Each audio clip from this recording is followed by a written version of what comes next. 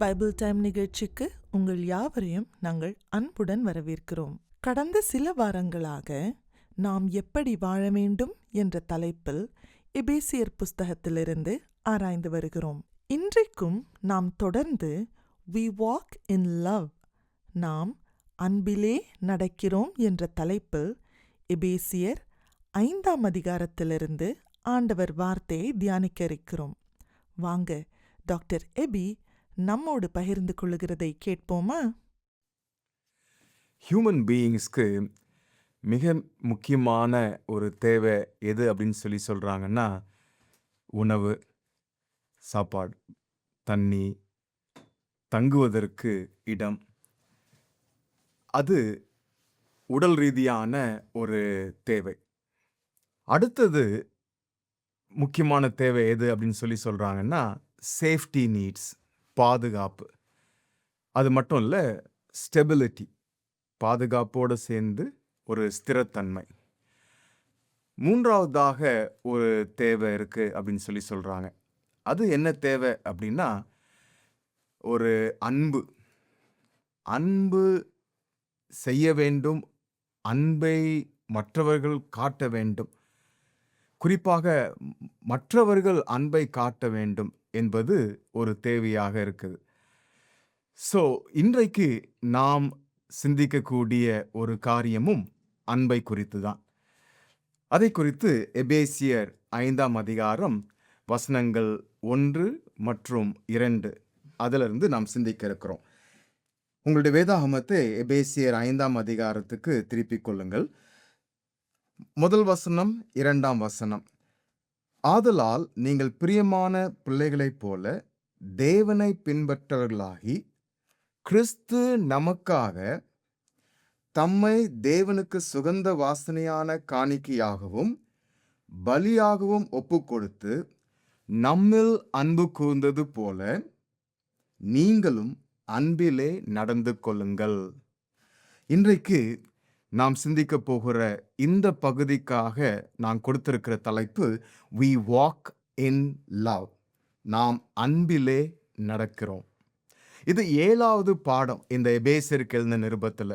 இதுவரைக்கும் 6 பாடங்களை இந்த புக்கிலேருந்து நம்ம படித்து கொண்டே வந்திருக்கிறோம். முதல் 4 பாடங்கள் நாம் யார், அடுத்தது நாம் எப்படி வாழ வேண்டும், Who are we and how should we live. அந்த முதல் 4 பாடமும் எபேசியர் 1ஆம் அதிகாரம், 2ஆம் அதிகாரம், 3ஆம் அதிகாரத்திலிருந்து நாம் பார்த்தோம். முதல் பாடம் We are saints and faithful in Christ Jesus. நாம் கிறிஸ்துவுக்குள் விசுவாசிகளாயிருக்கிற பரிசுத்தவான்கள். 2ஆம் அதிகாரத்தில் நாம் பார்த்தது We are saved by grace. நாம் கிருபையினாலே ரட்சிக்கப்பட்டவர்கள். அது எபேசியர் 2ஆம் அதிகாரம் வசனம் 1 முதல் 10 வரைக்கும் நம்ம பார்த்தோம். மூன்றாவதாக நாம் கற்றுக்கொண்டது We are one in Christ. நாம் கிறிஸ்துவுக்குள் ஒன்றாயிருக்கிறோம் என்பதை எபேசியர் 2ஆம் அதிகாரம் 11ஆம் வசனம் முதல் 18ஆம் வசனம் வரைக்கும் நாம் பார்த்தோம். 4வது பாடத்தில் We are the church, நாம் சபையாக இருக்கிறோம் என்பதை குறித்து நாம் பார்த்தோம். அதை எபேசியர் 2ஆம் அதிகாரம் 19ஆம் வசனம் முதல் 3ஆம் அதிகாரம் 21ஆம் வசனம் வரைக்கும் பார்த்தோம். இந்த 4 காரியமும் இது ஒரு அடையாளமாக, ஒரு கிறிஸ்தவன், ஒரு கிறிஸ்தவள் அவர்களுக்கு ஒரு அடையாளமாக, ஐடென்டிட்டியாக இருக்குது. இதை 3 அதிகாரத்தில் பவுல் இதை குறித்து எழுதிவிட்டு 4வது அதிகாரத்துக்கு வரும்போது ஆதலால் அப்படின்னு சொல்லி ஆரம்பிக்கிறார். Therefore, see, இதுதான் உங்களுடைய identity. This is who you are. So now you need to walk in a certain way. நீங்க சில முக்கியமான விதங்கள்ல உங்களுடைய வாழ்க்கை இருக்க வேண்டும், நீங்க நடக்க வேண்டும் என்பதை தான் 4ஆம் அதிகாரத்திலும் சொல்லிட்டு இருக்கிறார். அதுல முதல் வசனத்திலேயே என்ன சொல்றாருன்னா, நான் உங்களுக்கு சொல்லுகிற புத்தி என்னவெனில் நீங்கள் அழைக்கப்பட்ட அழைப்புக்கு பாத்திரவான்களாய் நடந்து, அழைக்கப்பட்ட அழைப்புக்கு பாத்திரவான்களாய் நடந்து அப்படின்னு சொல்லியிருக்கிறார்.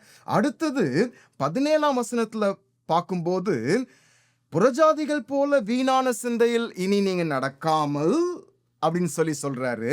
அடுத்தது 5ஆம் அதிகாரத்துல 2ஆம் வசனத்துல நாம் ஏற்கனவே வாசித்தது போல நீங்கள் அன்பிலே நடந்து கொள்ளுங்கள் அப்படின்னு சொல்லி சொல்றாரு.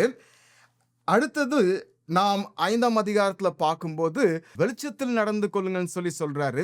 இதை குறித்து பிறகு நாம் பார்க்க போகிறோம். ஸோ 5வது பாடமாக நாம் எபேசியர் 4ஆம் அதிகாரம் வசனங்கள் 1 - 16 வரைக்கும் நாம் பார்த்தது என்னன்னா, we walk in unity. நாம் ஒற்றுமையாக நடக்கிறோம். 6வது பாடத்துல we walk as God's people. நாம் தேவனுடைய ஜனங்களாக நடக்கிறோம் என்பதை குறித்து 4ஆம் அதிகாரம் 17ஆம் வசனத்திலிருந்து 32ஆம் வசனம் வரைக்கும் பார்த்தோம்.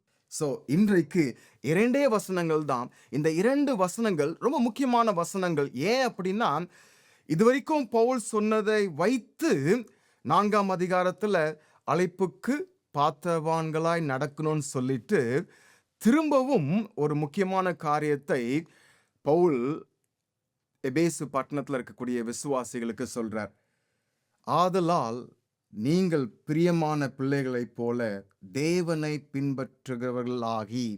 இந்த 2 வசனத்துல நீங்க பார்க்கும்போது, ஸோ இந்த therefore அப்படின்னு சொல்லி இருக்குது. இங்கேயும் பவுல் ஆரம்பிக்கிறார்.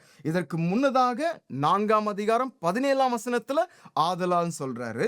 அதற்கு முன்பாக 4ஆம் அதிகாரம் 1ஆம் வசனத்துல therefore சொல்றார்.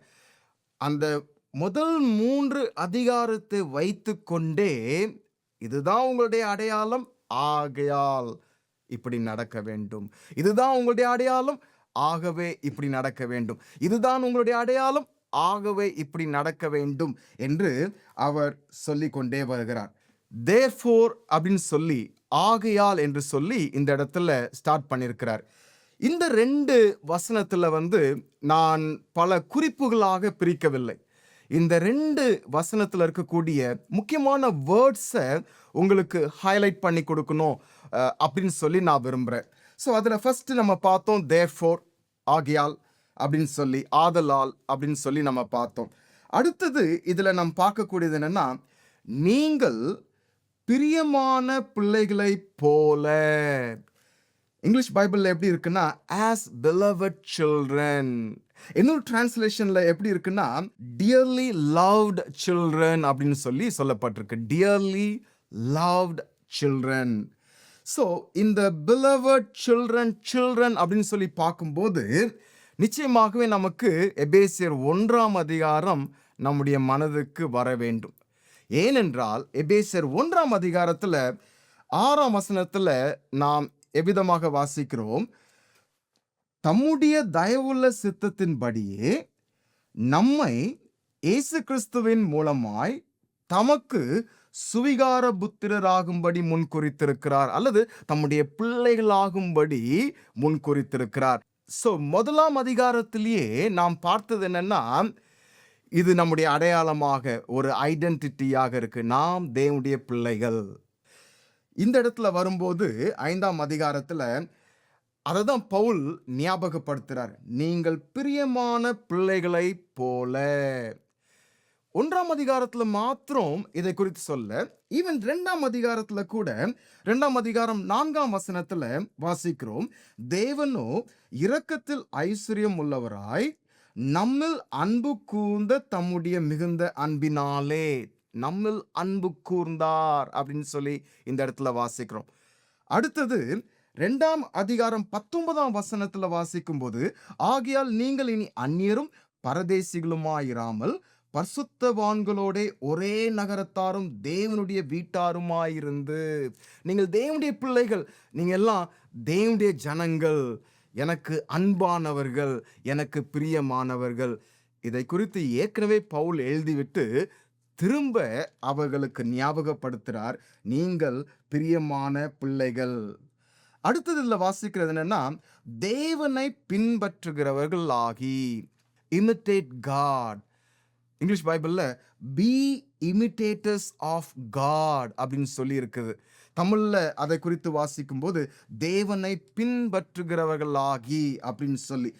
இன்னொரு விதத்துல சொல்லணும்னா தேவனை போல மாறுகிறது, தேவனையே மிமிக் பண்றது. இதை செய்ய வேண்டும் அப்படின்னு சொல்லி பவுல் விரும்புகிறார். நீங்கள் பிரியமான பிள்ளைகளைப் போல தேவனை பின்பற்றுகிறவர்களாகி. ஸோ நம்ம எல்லாருமே தேவனை இமிட்டேட் பண்ணோம் அப்படின்னு சொல்லி நாம் அழைக்கப்படுறோம். தேவனுடைய ஆட்டிடியூட், தேவனுடைய கேரக்டர்ஸ், தேவனுடைய ஒரு ஆக்ஷன், இதை எல்லாமே இமிட்டேட் பண்ணோம் அப்படின்னு சொல்லி பவுல் விரும்புகிறார். தேவனுடைய மனது. We do not become God's children by imitating him. Because we are God's children, we are imitating him. நாம் அவரை இமிட்டேட் பண்ணுறதுனால நாம் அவருடைய பிள்ளைகளாக மாறுவதல்ல. நாம் அவருடைய பிள்ளைகளாக இருப்பதுனால தான் அவரை நாம் இமிட்டேட் பண்ணுறோம். 1ஆம் அதிகாரம் 2ஆம் அதிகாரத்தில் அதை தான் நம்ம பார்த்தோம். நாம் அவருடைய பிள்ளைகள் அப்படின்னு சொல்லும்போது அன்பார்ந்த பிள்ளைகள், பிரியமான பிள்ளைகள். ஆகவே அவரை இமிட்டேட் பண்ணோம் அப்படின்னு சொல்லி இந்த இடத்துல நாம் பார்க்கிறோம். அவரை நாம் இமிட்டேட் பண்ண முடியுமா? Is it possible to imitate God? தேவனை நாம் இமிட்டேட் பண்ண முடியுமா? பின்பற்ற முடியுமா? அல்லது தேவனை போல மாற முடியுமா? இந்த இடத்துல அவர் சில்ட்ரன் அப்படின்னு சொல்லி யூஸ் பண்ணியிருக்கனால நிச்சயமாகவே எனக்கு தெரியுது இது சாத்தியமாகும் அப்படின்னு சொல்லி. ஏன்னா பொதுவாக சில்ட்ரன் நீங்கள் பார்த்துருப்பீங்க, அவங்க சின்ன பிள்ளைகளாக இருக்கும்போதே பேரண்ட்ஸை, அப்பாவையோ இல்லை அம்மாவையோ இமிட்டேட் பண்ணுவாங்க. அப்பா அம்மா பேசுகிறது போல் பேசுவாங்க, அப்பா அம்மா நடக்கிறது போல் நடப்பாங்க. இல்லைனா சில சமயத்தில் அப்பா எங்கே போய் உட்காடுறாங்களோ அங்கே போய் உட்காருவாங்க. ஸோ அந்த சின்ன பிள்ளைகளாக இருக்கும்போதே அந்த பிள்ளைகள் இமிட்டேட் பண்ணுவாங்க. நம்ம கிறிஸ்துவுக்குள் அப்படின்னு சொல்லி பார்க்கும்போது கூட நாம் பிள்ளைகள், அன்பார்ந்த பிள்ளைகள் அப்படின்னு சொல்வதனால ஐ திங்க் இந்த இடத்துல இது சாத்தியம் அப்படின்னு சொல்லி நமக்கு தெரிய வருது. சின்ன பிள்ளைங்க மட்டும் இல்லை, ஈவன் பெரிய பிள்ளைங்க கூட பெற்றோர்களை இமிட்டேட் பண்ண வாய்ப்பு உண்டு. சின்ன பிள்ளைங்க கண்டிப்பாக செய்வாங்க. யூத் அப்படின்னு சொல்லி வரும்போது கொஞ்சம் பெற்றோர்களை இமிட்டேட் பண்ணுறது கொஞ்சம் கஷ்டம். பட் ஆனால் as they grow they will find out, okay அப்பா அம்மா என்ன சொல்லி கொடுத்தாங்க, அப்பா அம்மா எப்படி வாழ்ந்தாங்க அப்படின்னு சொல்லி. இந்த இடத்துல beloved children அப்படின்னு சொல்லி சொல்கிறனால எப்படி சில்ட்ரன் பேரண்ட்ஸை இமிட்டேட் பண்ணுவாங்களோ அதே போல் நம்முடைய பரமபிதாவை நாம் இமிட்டேட் பண்ண முடியும். இது என்னென்னா ஒரு கண்டினியூஸ் ஆக்ஷன். ஸோ இன்றைக்கு நான் இமிட்டேட் பண்ணிட்டேன், தட்ஸ் இட் அப்படின்னு சொல்ல முடியாது. இல்லைனா இன்னைக்கு நான் இமிட்டேட் பண்ணல, ஃபாலோ பண்ணலையே அப்படின்னு சொல்லி நம்ம ஒரு குற்ற உணர்வோடும் இருக்க முடியாது. It's a continuous action. தொடர்ச்சியாக நாம் செய்யக்கூடிய ஒரு காரியம். இதை நிச்சயமாக நம்ம வாழ்நாள் முழுவதும் செய்து கொண்டே இருப்போம். இது இன்றைக்கு மட்டும் இல்லை, நாளைக்கு மட்டும் இல்லை, நம்ம அவரை பின்தொடர்ந்து கொண்டே இருப்போம். இன்னொன்று இந்த இடத்துல நம்ம இதை செய்ய முடியும் அப்படின்னு சொல்லி நான் எப்படி பார்க்குறேன் அப்படின்னா, தேவன் நம்மை படைக்கும்போது அவருடைய சாயலில் படைத்தார். ஆனால் பாவம் கெடுத்து விட்டது. பட் இயேசு கிறிஸ்துவின் மூலமாக 4ஆம் அதிகாரத்தில் நம்ம ஏற்கனவே வாசித்தோம்ல, என்ன வாசித்தோம் அப்படின்னா, முந்தின நடக்கைக்குரிய மோசம் போக்கும் இச்சைகளாலே கெட்டு போகிற பழைய மனுஷனை நீங்கள் களைந்து விட்டு உங்கள் உள்ளத்திலே புதிதான ஆவி உள்ளவர்களாகி மெய்யான நீதியிலும் பரிசுத்தத்திலும் தேவனுடைய சாயலாக சிருஷ்டிக்கப்பட்ட புதிய மனுஷனை தரித்துக் கொள்ளுங்கள். ஸோ தேவனுடைய சாயலில் நாம் உருவாக்கப்பட்டிருக்கிறபடியால், ஆனால் பாவத்தின் நிமித்தம் அந்த தேவனுடைய சாயல் கெடுக்கப்பட்டது. ஆனால் இயேசு கிறிஸ்துவின் மூலமாக மீண்டுமாக தேவனுடைய சாயலில் நாம் சிருஷ்டிக்கப்பட்டதுனால அவரை இமிட்டேட் பண்ண முடியும், அவரை பின்பற்றுகிறவர்களாக இருக்க முடியும். இதை சொல்லிட்டு தான் 2வது வசனத்தில் ஒரு எக்ஸாம்பிள் சொல்றார். ஸோ இதை ஜஸ்ட் ஒரு தியரி மாதிரி தேவனை பின்பற்றுங்கள் அப்படின்னு சொல்லலை. 2வது வசனத்தில் ஒரு எக்ஸாம்பிள் சொல்றார். அதை தான் நம்ம இப்போ பார்க்க போகிறோம். 2வது வசனத்தில் வாசிக்கிறோம், கிறிஸ்து நமக்காக தம்மை தேவனுக்கு சுகந்த வாசனையான காணிக்கையாகவும் பலியாகவும் ஒப்பு கொடுத்து நம்மில் அன்பு கூர்ந்தது போல நீங்களும் அன்பிலே நடந்து கொள்ளுங்கள். தேவனை பின்பற்றுகிறவர்களாகி அப்படின்னு சொல்லி பார்த்தோம். தேவனை எதில் பின்பற்றணும் அப்படின்னு சொல்லும்போது ஒரு எக்ஸாம்பிள் கொடுக்கிறாரு பவுல். என்ன எக்ஸாம்பிள் கொடுக்கிறாருன்னா, நீங்கள் அன்பிலே நடந்து கொள்ள வேண்டும். தேவன் அன்பாக இருக்கிறார். தேவன் அன்பை வெளிப்படுத்தினார். தேவன் அன்பிலே நடந்தார். ஆகவே அவருடைய பிள்ளைகளாகிய நாமும் அன்பிலே நடக்க வேண்டும், அன்பிலே நடந்து கொள்ளுங்கள் அப்படின்னு சொல்றார். ஸோ ஃபர்ஸ்ட் வசனம் தேவனை பின்பற்ற வேண்டும் என்று சொல்லிட்டு, அந்த தேவனை எப்படிலாம் பின்பற்ற முடியும் என்பதற்கு ஒரு உதாரணத்தை தான் 2ஆம் வசனத்துல அவர் சொல்றதை நம்ம பார்க்கிறோம்.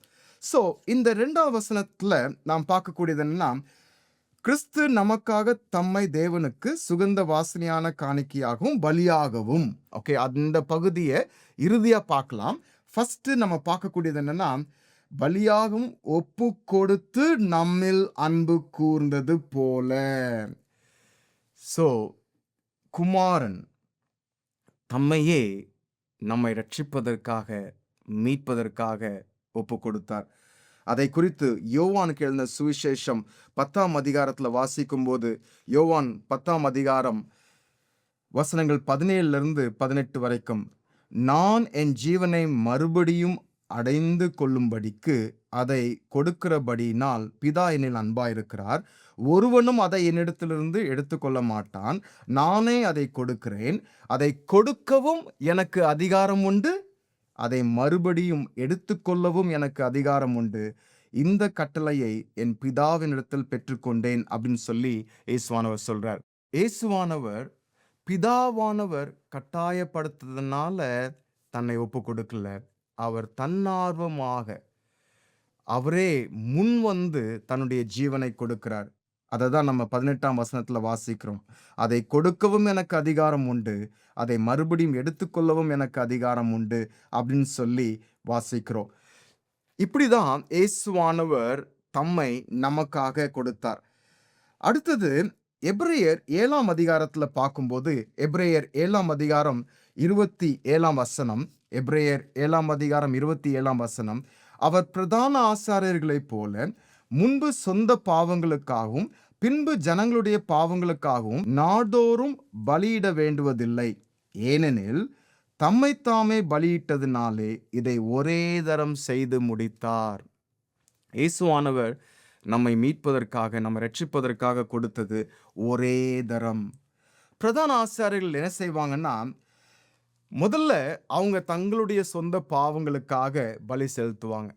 அதுக்கப்புறம் தான் மற்றவர்களுடைய பாவங்களுக்காக பலி செலுத்துவாங்க. ஏன்னா அவங்க பாவிகள். ஆனால் இயேசுவானவரோ தன்னுடைய பாவத்துக்காக பலி கொடுக்கணும்னு சொல்லி அவசியமே இல்லை, நம்முடைய பாவங்களுக்காக. இன்னொரு காரியம் இந்த வசனத்துல பார்க்குறோம். பிரதான ஆசாரியர்கள் தங்களுடைய சொந்த பாவங்களுக்காகவும் சரி, ஜனங்களுடைய பாவங்களுக்காகவும் சரி, தினந்தோறும் பலியிடுவாங்க. பட் ஆனால் இயேசுவானவர் அப்படி தினந்தோறும் பலியிட வேண்டிய அவசியம் இல்லை, ஒரே தரம் செய்து முடித்தார் அப்படின்னு சொல்லி வாசிக்கிறோம். அது மாத்திரம் இல்ல, எபிரேயர் 10ஆம் அதிகாரத்துல வசனங்கள் 11-12 இவ்விதமாக வாசிக்கிறோம். அன்றியும் எந்த ஆசாரியனும் நாடோறும் ஆராதனை செய்கிறவனாயும் பாவங்களை ஒரு காலம் நிவிர்த்தி செய்யக்கூடாத ஒரேவித பலிகளை அநேக தரம் செலுத்தி வருகிறவனாயும் நிற்பான். இவரோ, யாரு? இயேசுவானவரோ பாவங்களுக்காக ஒரே பலியை செலுத்தி என்றென்றைக்கும் தேவனுடைய வலது பார்சத்தில் உட்கார்ந்து. இயேசுவானவன் நம்மை மீட்பதற்காக தம்மையை கொடுத்தார். அவர் மற்ற ஆசாரியர்களைப் போல தினந்தோறும் பலி செலுத்த வேண்டிய அவசியம் இல்லை. முதலாவது அவங்களுடைய பாவத்துக்காக பலி செலுத்த வேண்டிய அவசியம் இயேசுவானவருக்கு இல்லை. அடுத்தது தினந்தோறும் பலி செலுத்த வேண்டிய அவசியமும் இல்லை. தினந்தோறும் பலி செலுத்தி நின்று கொண்டு இருக்க வேண்டிய அவசியமும் இல்லை. இயேசுவானவர் தன்னுடைய பாவங்களுக்காக பலி செலுத்த வேண்டிய அவசியம் இல்லை. காரணம், அவர் பரிசுத்தம் உள்ளவர். அடுத்தது ஒரே தரம் தன்னை பலியாக கொடுக்கிறார். பலியாக கொடுத்து என்ன செய்யறான்னா, அதுக்கு பிறகு பிதாவின் வலது பார்சத்தில் உட்கார்ந்தார் அப்படின்னு சொல்லி வாசிக்கிறோம். கிறிஸ்து தம்மையே நம்மை மீட்க கொடுத்தது அவருடைய தன்னலமற்ற, சுயநலமற்ற, தியாகமான அன்பை நமக்கு காண்பிக்கிறது. அவருடைய செல்ஃப்லெஸ் சாக்ரிஃபிஷியல் லவ்வை நமக்கு காண்பிக்கிறது. அவர் மாத்திரம் நம்முடைய பாவங்களுக்காக தன்னையே ஒப்பு கொடுக்கவில்லை என்றால் இன்றைக்கு நீங்களும் நானும் எபேசியர் 1-2-3 அதிகாரத்தில் பார்த்த அந்த அடையாளத்தை பெற்றிருக்கவே முடியாது. இந்த ஐடென்டிட்டி நமக்கு இருக்கவே முடியாது. ஒருவேளை நீங்க அப்படிப்பட்ட விதத்துல நான் இன்னும் ஆண்டவருடைய பிள்ளையாக மாறலையே, எனக்கு இந்த ஐடென்டிட்டி இருக்கான்னு சொல்லி எனக்கு சந்தேகமா இருக்கு அப்படின்னு சொல்லி யோசித்தீங்கன்னா, நீங்க செய்ய வேண்டிய ஒரே ஒரு காரியம் என்னன்னா, இப்படி உங்களுடைய என்னுடைய பாவங்களுக்காக தம்மையே ஒப்பு கொடுத்த அவரை விசுவாசித்து ஏற்றுக்கொள்ள வேண்டும். நான் ஒரு பாவி அப்படின்னு சொல்லி நாம் நம்முடைய பாவத்தை குறித்த ஒரு உணர்வோடு இயேசு கிறிஸ்து இரட்சகர் என்பதை நாம் நாவினால் அறிக்கை செய்து நாம் அவரை ஏற்றுக்கொள்ளும்போது நாமும் இப்படிப்பட்ட ஒரு ஐடென்டிட்டியை பெற்றுக்கொள்ளுகிறவர்களாக இருக்கிறோம்.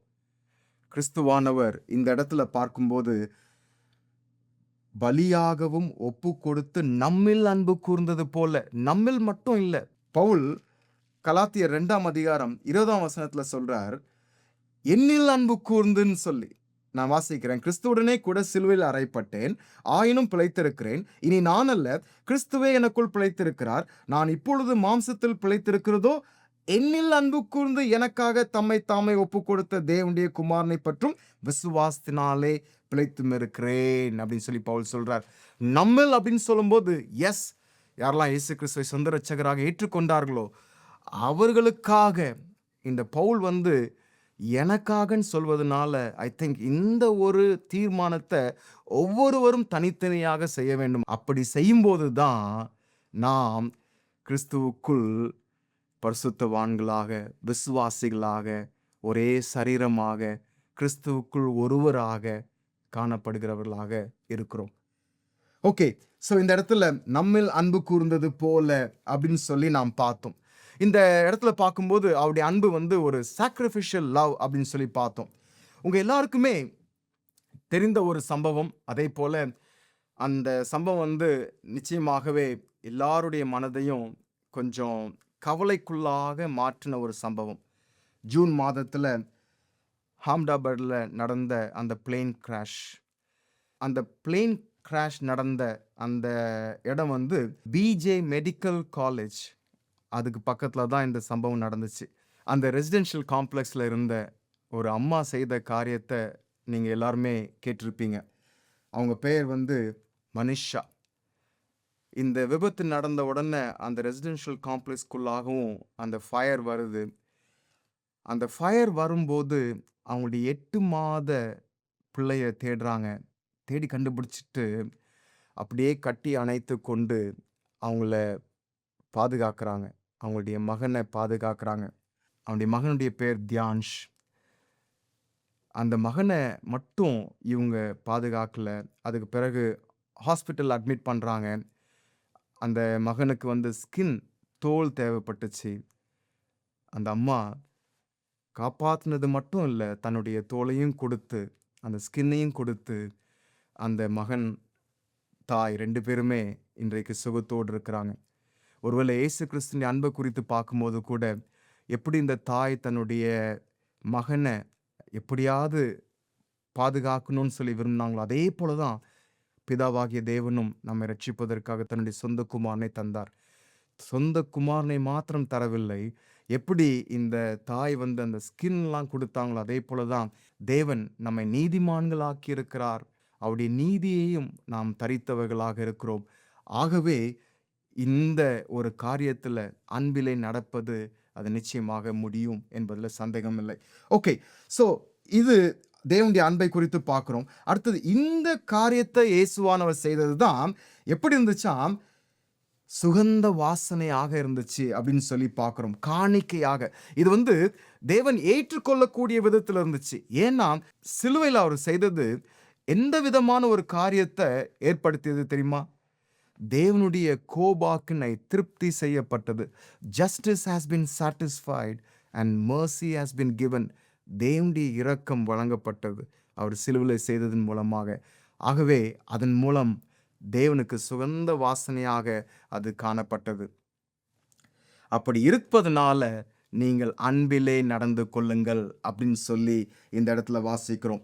ஸோ நம்ம கிறிஸ்டியன்ஸ் அப்படின்னு சொல்லும்போது, கிறிஸ்தவர்கள் அப்படின்னு சொல்லும்போது, அவருடைய அன்புக்காக அன்பில் நடப்பது கிடையாது.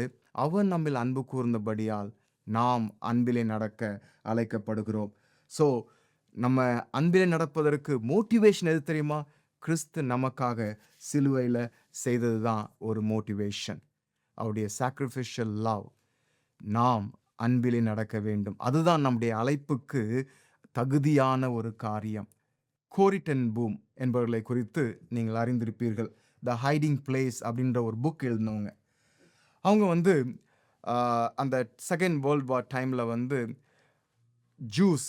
யூதர்களை அவங்க பாதுகாப்பாக வைத்ததின் காரணமாக அவங்கள அரெஸ்ட் பண்ணி கான்சன்ட்ரேஷன் கேம்புக்கு கொண்டு போயிடுறாங்க. கான்சன்ட்ரேஷன் கேம்ப் அப்படின்னு சொல்லும்போது சித்திரவதை செய்யக்கூடிய ஒரு இடம். அந்த இடத்துக்கு அவங்களுடைய சகோதரியோடு சேர்ந்து கொண்டு செல்லப்படுறாங்க. அந்த நேரத்தில் அவங்க பட்ட கஷ்டங்கள் அநேகம். ஈவன் அவங்களுடைய சகோதரி கூட மரித்து போகிறாங்க. செகண்ட் வேர்ல்ட் வார்லாம் முடிந்து விட்டது. பல வருடங்களுக்கு பிறகு இவங்க ஒரு இடத்துல பேசுவதற்காக போனாங்க. மியூனிக் அப்படின்னு சொல்லி ஒரு இடத்துக்கு பேசுவதற்காக போயிருக்காங்க. அந்த சர்ச்சில் பேசி முடித்ததுக்கு பிறகு ஒருத்தர் இவங்களை நோக்கி வரார். அவர் யாருன்னா, இந்த கான்சன்ட்ரேஷன் கேம்பில் இவங்க இருக்கும்போது இருந்த சோல்ஜர்ஸில் ஒருத்தர். இவரை பார்த்தோன்னே இவங்களுக்கு அந்த பழைய காரியங்கள்லாம் ஞாபகம் வருது. இவங்களுக்கு அவரை பார்க்குறதுக்கு கொஞ்சம் கஷ்டமாக இருந்துச்சு. ஆனால் இன்றைக்கு அந்த சோல்ஜர் ஆண்டவரை ஏற்றுக்கொண்ட ஒரு மனிதனாக இந்த கோரி டென் பூமை பார்க்கும்படியாக வராங்க. அவங்களுக்கு கை கொடுக்கும்படியாக வராங்க. ஆனால் கோரி டென் பூமுக்கு முதல்ல கை கொடுக்கறதுக்கு மனசே இல்லை. கொஞ்சம் ஜெபம் பண்ணிடுறாங்க, ஆண்டவரே எனக்கு உதவி செய்யும் அப்படின்னு சொல்லி. அவங்க கை கொடுக்க போகும்போது அவங்க ஒரு காரியத்தை உணர்ந்திருக்கிறாங்க. கடவுள் அவங்களுக்கு உதவி செய்ததை, கடவுளுடைய கரம் அவங்களுக்கு உதவி செய்ததை அவங்க உணர்ந்து அந்த அருமையான ஒரு சோல்ஜரை அவங்க நேசிக்க அவங்களால முடிந்தது. அவங்க என்ன சொல்கிறாங்கன்னா, அன்பு செய்ய வேண்டும் என்று ஆண்டவர் விரும்பினால் நிச்சயமாகவே நமக்கு அவர் உதவி செய்வார் அன்பு செய்வதற்கு அப்படின்னு சொல்லி. அன்பிலே நடந்து கொள்ளுங்கள் அப்படின்னு சொல்லி ஆண்டவர் நம்மகிட்ட எதிர்பார்க்கிறார் அப்படின்னா நிச்சயமாகவே நமக்கு அவர் உதவி செய்வார். தேவனை பின்பற்றவர்களாகி அன்பிலே நடந்து கொள்ள தேவன் நம்மை அழைக்கிறார். ஜெபிக்கலாமா?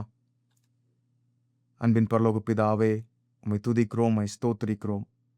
இந்த நேரத்தில் கூட ராஜாவே, கிறிஸ்துவுக்குள் நாங்கள் எப்படிப்பட்டவர்கள், எப்படி வாழ வேண்டும் என்பதை குறித்து எங்களுக்கு கற்றுக் கொடுத்து கொண்டே வருகிறீர். அதற்காக ஸ்தோத்திரம். இன்றைக்கும் நாங்கள் கற்றுக்கொண்ட இந்த பாடத்துக்காக ஸ்தோத்திரம். அன்பிலே நடந்து கொள்ளுங்கள். நாங்கள் கிறிஸ்தவர்கள் என்று சொல்லும்போது நாங்கள் அன்பிலே நடக்கிறவர்களாய் காணப்பட வேண்டும் சுவாமி. உம்மை பின்பற்றுகிறவர்களாகி, அதற்கு ஒரு உதாரணம்தான் அன்பிலே நடப்பது. அப்படி அன்பில் நடக்க எங்களுக்கு உதவி செய்யுங்க. உம்முடைய அன்பு தியாகமான அன்பு, தன்னலமற்ற அன்பு. அப்படிப்பட்ட அன்பை ருசித்த நாங்கள் அன்புக்கு ஒரு மாடலா வாழ எங்களுக்கு உதவி செய்யுங்க. இயேசு கிறிஸ்துவின் இனிய நாமத்தில் ஜெபிக்கிறோம் ஜீவனுள்ள பிதாவே, ஆமேன். இட்ஸ் பைபிள் டைம் நிகழ்ச்சியில ஆண்டவர் வார்த்தையை தியானிக்க வந்த உங்கள் யாவருக்கும் நன்றி. We will meet you again next Saturday at 10 p.m. on Satyam TV with yet another topic. Until then, bye.